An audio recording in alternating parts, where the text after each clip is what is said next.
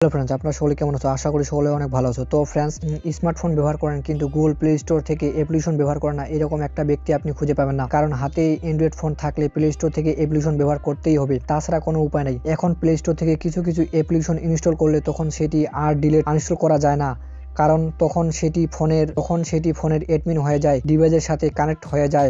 এরকম সমস্যা কিন্তু এখন অনেকেরই হচ্ছে বা প্রবলেমে পড়তেছেন। যেমন অ্যাপ্লিকেশনটি আনইনস্টল লেখাটা আসছে না, বা আনইনস্টল করলে বা আনইনস্টল করার পর কিন্তু পুনরায় আনইনস্টল করলে আবারও চলে আসে ফোনে। বিভিন্ন মাধ্যমে অনেক চেষ্টা করার পরেও হচ্ছে না বা পারতেছেন না। তো এইভাবে যদি আপনি এইরকম সমস্যায় পড়েন, এইরকম অ্যাপ্লিকেশন আপনি কিভাবে ডিলিট করবেন? যদি সেটিংসটা আপনার না জানা থাকে তবে রাত দিন 24 ঘন্টা না, সারা জীবন চেষ্টা করলেও পারবেন না এই ধরনের অ্যাপ্লিকেশনগুলো ডিলিট করতে বা আনইনস্টল করতে। যে অ্যাপ্লিকেশনগুলো ফোনের অ্যাডমিন হয়ে যায়, ডিভাইসের সাথে অ্যাক্টিভ হয়ে যায়, এই কাজটি শিখে রাখলে যে কেউ ফোনের ইঞ্জিনিয়ার বলতে বাধ্য হবে। এই কাজটা কিন্তু খুবই গুরুত্বপূর্ণ, শিখে রাখুন, কোনো না কোনো এক সময় কাজে লাগবে। তো বন্ধুরা, চলুন ভিডিওর মূল কাজে চলে যাই, ভিডিওটি শুরু করা যাক। যে কোনো অ্যাপ্লিকেশন, মানে যত হার্ড অ্যাপ্লিকেশন হোক না কেন, আপনার ফোন থেকে আপনি ডিলিট করতে পারতেছেন না বা মাত্র 5 সেকেন্ডে ডিলিট করতে পারবেন এই ধরনের অ্যাপ্লিকেশনগুলো। আজকে এই কাজটা যদি শিখে না রাখেন তবে যখন এমন কোনো প্রবলেম হবে তখন কিন্তু দিন রাত 24 ঘন্টা না, সারা জীবন চেষ্টা করার পরেও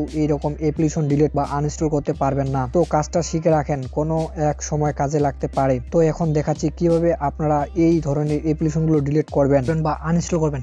তো এই কাজটি করার জন্য আপনারা চলে আসবেন আপনাদের গুগল প্লে স্টোরে। ফ্রেন্ডস, গুগল প্লে স্টোরে আসার পর আপনারা এখানে উপরে দেখতে পাচ্ছেন একটা লোগো আছে আপনাদের প্লে স্টোরে, এখানে আপনারা ক্লিক করবেন। ফ্রেন্ডস, এখানে ক্লিক করার পর আপনারা নিচে একটা অপশন দেখতে পাচ্ছেন, হেল্প অ্যান্ড ফিডব্যাক নামে একটা অপশন দেখতে পাচ্ছেন। ফ্রেন্ডস, এখানে হেল্প অ্যান্ড ফিডব্যাক নামে একটা অপশন দেখতে পাচ্ছেন। ফ্রেন্ডস, আপনারা এখানে ক্লিক করবেন। ফ্রেন্ডস, এখানে ক্লিক করার পর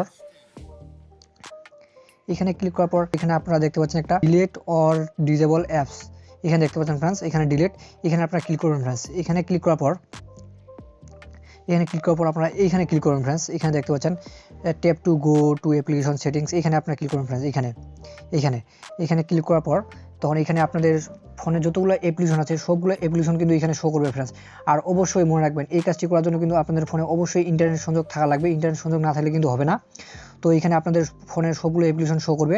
তো এখান থেকে আপনারা যেই অ্যাপ্লিকেশনটি আনইনস্টল করতে চান বা আপনার ফোনের সাথে ডিভাইসের সাথে অ্যাক্টিভ হয়ে গেছে বা অ্যাডমিন হয়ে গেছে, ওই অ্যাপ্লিকেশনটি আপনারা এখান থেকে খুঁজে বের করবেন।